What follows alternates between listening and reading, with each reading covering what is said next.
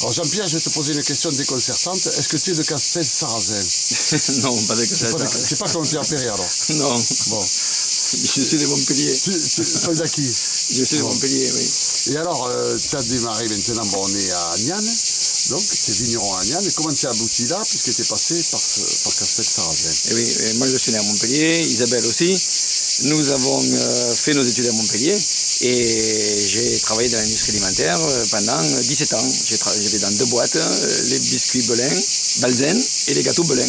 D'accord. Qui sont devenus Brossard. Et tes études, tu les as faites à la fac des sciences? Et oui, à côté du jogging, de l'ex-jogging. Voilà. Avec Jean-Louis Cuc. Avec Jean-Louis Cuc, qui était mon directeur de stage de fin d'études et qui a été mon témoin de mariage aussi. Enfin, témoin, qui a été présent à mon mariage. Formidable. Voilà. Alors donc, tu t'en vas là-bas. Et pourquoi tu reviens? Pourquoi tu te lances dans le vin tout à coup? Eh bien, j'ai acquis dans mon métier beaucoup de satisfaction. J'ai eu la chance dans ma vie de travailler avec des produits de plaisir, des gâteaux et puis maintenant le vin. Donc j'avais atteint mes objectifs d'étudiant, d'être directeur d'usine et je n'avais plus rien à acquérir. J'avais une usine formidable, une ambiance fantastique, des résultats.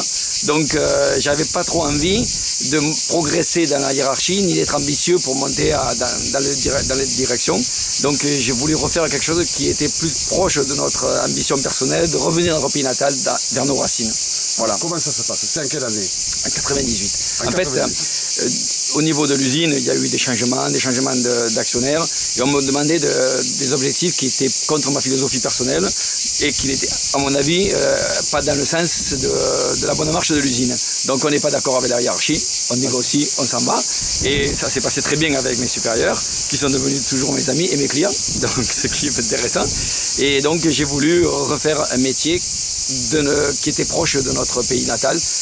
On s'est marié à Saint-Guyen-le-Désert et nous avons eu la chance de trouver des vignes ici. Mais c'est pas grâce à Jean-Louis que je suis venu ici, parce que je l'ai appelé, j'ai dit je veux changer de métier, je voudrais faire du vin, qu'est-ce qu'il faut que je fasse? Il m'a dit tu retournes à l'école d'agronomie de Montpellier. Alors là, une question, pourquoi le vin? Pourquoi tu voulais faire du vin? En fait, le vin, c'est pas arrivé du jour au lendemain. J'ai eu la chance dans mon métier de l'industrie alimentaire de parler un peu allemand, un peu anglais, je baragouine, hein. Mais on me confiait chaque fois l'accueil des étrangers qui venaient nous visiter, soit chez Balzen des Allemands, soit chez Brossard des Américains ou des Anglais. Donc rien ne fait plus plaisir à un étranger, qui soit un peu épicurien, d'aimer notre gastronomie et de découvrir nos vins. Et en les accompagnant chaque fois au restaurant, je me suis appliqué à leur présenter notre terroir, notre patrimoine viticole, et c'est comme ça que je me suis intéressé au vin. Et le virus a été instillé par Isabelle qui m'a offert des livres sur le vin, des bouteilles, des coffrets de dégustation, et donc la passion est venue progressivement. Les femmes sont toujours présentes quand même dans les choix importants de l'existence. Donc, tu choisis de faire du vin, tu choisis le terroir d'Agnan. C'est passé plus difficile que ça. Ça voilà. s'est passé comment? Alors d'abord, je suis allé voir mon ami Guillaume Bruguère, qui était mon client fidèle du Pic Saint-Loup, et j'avais toutes ses cuvées. Je suis allé le voir, je lui ai dit, est-ce que c'est facile de faire du vin? Il m'a dit, si on est un peu minutieux, on y arrive toujours. Alors je me suis lancé, c'est lui qui a vraiment fait le déclic. Et donc après que Jean-Louis m'ait dit de retourner à l'école à l'agro de Montpellier, j'ai fait donc viticulture œnologie avec des jeunes de 23 ans, j'étais le doyen de la promo en 1997-98, j'avais 43 ans, j'avais l'âge des profs qui sont devenus mes amis et mes conseillers. Et donc j'ai commencé à rechercher les vignes. On souhaitait s'installer près d'Agnan parce que la famille d'Isabelle était originaire de par un oncle de Saint-Guyen-le-Désert. Et on s'est dit, pour faire du vin, c'est bien beau, mais le plus important, c'est de le vendre. Et donc, près de Saint-Guyen, on aura plus de chance. C'était un peu ce qui nous a guidés. Et en plus, nous nous sommes mariés à Saint-Guyen-le-Désert. Donc, il y avait une attache forte au terroir. Et on a eu la chance de découvrir ce terroir. Un petit peu aussi par coup de tête, parce que les vignes que j'avais trouvées à l'époque n'étaient pas très en bon état. Il y avait beaucoup de cinsault, du carignan, du grenache, très peu de syrah. Mais on a eu vraiment le coup de foudre pour ce terroir magique contre les garrigues. On ne voulait pas de vignes au milieu de vignes, on voulait des vignes un peu préservées, dans des endroits un petit peu secrets. D'accord. Alors le Mas de la Sérane, le nom Alors le nom, pourquoi le Mas de la Sérane? Parce que la chaîne de la Sérane nous domine et nous protège. Voilà. C'est elle qui influence notre terroir. On va aller la voir tout à l'heure. Voilà. C'est elle qui influence notre terroir. On en parlera avec les terrasses du Larzac. D'accord. Et quel était ton but quelle était ton idée finale quand tu as décidé de faire du vin, d'acheter ce domaine? D'abord d'en vivre. J'ai voulu faire un métier, je savais que je gagnerais moins d'argent que dans l'industrie, mais c'était un métier pour être en symbiose avec notre environnement, la nature qui a guidé notre enfance, et c'était faire un métier qui soient proches de nos racines. Ça, c'est vraiment l'objectif. Donc, des vins qui soient abordables, agréables à tous. Et ça, je crois que c'est la philosophie de notre domaine. Des vins avec lesquels on puisse se faire plaisir, quels que soient les budgets. Et c'est un peu ce qui a guidé. Mais le parcours est un peu particulier parce qu'on a démarré avec 5 hectares. Et 5 hectares, c'est un peu raide. On avait 3 enfants qui faisaient des études, qui ont réussi dans leurs études. Et tu aurais dû avoir 5 enfants. Non. Donc 5 hectares, c'était un peu difficile. Bon. Donc les premières années. La bonne taille, tu es arrivé maintenant, Et on a mis 10 ans pour arriver à 15 hectares. 15 hectares. Voilà. Et donc maintenant, c'est suffisant. Ouais. C'est bien, suffisant. Tant qu'on est à 2 dessus, avec 3 familles, puisqu'on a 2 employés, et chacun indépendant, plus nous, ça fait 3 familles qui vivent sur ces 15 hectares-là. Voilà, bon. C'est bien. Et là, tu as atteint un bon équilibre à tout point de vue. Pour l'instant, ça va. Mais dans ce métier, on est toujours passionné. On a toujours envie de découvrir de nouveaux terroirs, de nouveaux cépages, de nouvelles vinifications.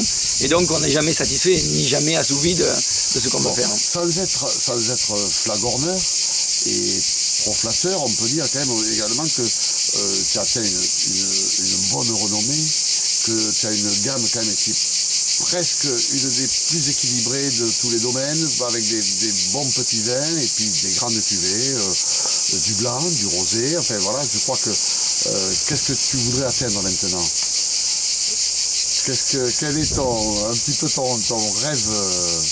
Un scoop, il faut que tu donnes un scoop parce que quand même, bon, c'est la TV, très cool, le scoop. Le scoop, je l'aurai après. Il y a une nouvelle cuvée dans les langes, là, qui se prépare.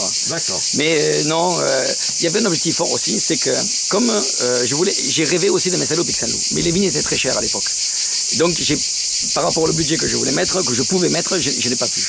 Donc, Agnan, c'était encore mieux, puisque c'était mon terroir, où on s'était marié, où on avait la famille, etc. Mais Agnan venait juste d'être classé, et n'avait pas de cru supérieur, comme le Pic Saint-Loup, dans leur région là-bas. Donc, je me suis impliqué fortement dans l'appellation Coteaux du Languedoc. Je me suis impliqué dans les terrasses du Larzac parce que je voulais que notre terroir soit reconnu au même niveau que le Pic Saint-Loup. Et je crois qu'on y est bien arrivé avec toute l'équipe, bien sûr pas seul. Bien sûr, tu as été président quand même. Voilà, pendant 9 ans. J'étais le premier président des terrasses du Larzac, on a porté les bébés sur les fonds baptismaux en 2004. Mais c'est tout un travail d'équipe. Il y a vraiment un terroir où tout le monde s'entend très bien, les caves coopératives, les caves particulières. Et quand j'ai laissé la main à Vincent Goumard, qui m'a succédé, c'était dans l'esprit de continuer dans la philosophie qu'on avait démarré. Et c'est complètement exactement ce qu'on cherchait. Ça, c'est vraiment un succès. Alors donc, ton but, c'est quoi? C'est d'acheter des vignes de Pic Saint-Loup? Non. Maintenant qu'on est meilleur que le Pic Saint-Loup, on a atteint notre équilibre. Voilà. Bon. Que dire de plus, Jean-Pierre? Que dire de plus? Moi, je voulais te remercier parce que quand même, nous sommes venus aujourd'hui. Aujourd'hui, nous sommes le 5 juillet 2011. Voilà, et je vois que tu as convoqué un superbe orchestre pour nous, avec toutes ces cigales qui chantent là, et on est quand même bien sur ta terrasse. Ah, oui. C'est ça notre pays, voilà. À l'ombre du figuier, hein, on va boire un petit rosé tout à l'heure, on va se régaler. Il y en a Merci Jean-Pierre. Un petit mot quand même, elle n'est pas là, je ne sais pas si on aura le plaisir de la voir. Isabelle, oui. Elle te seconde quand même. Ce que je te dis, elle m'a déjà donné la passion.